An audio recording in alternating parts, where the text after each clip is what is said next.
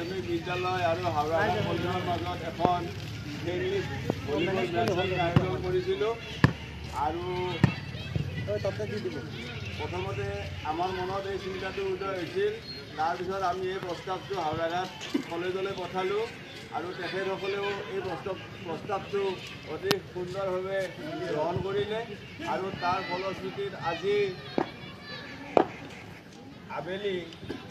11 তাৰিখ আবেলি আমি এখন ভলীবল মেচ আমি খেলিলোঁ আৰু আমি 3টা গেম খেলিলোঁ।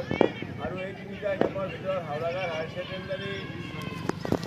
ছেকেণ্ডাৰীয়ে 2টা মেচ জিকিলে আৰু হাওৰাঘাট কলেজে এটা মেচ জিকিলে।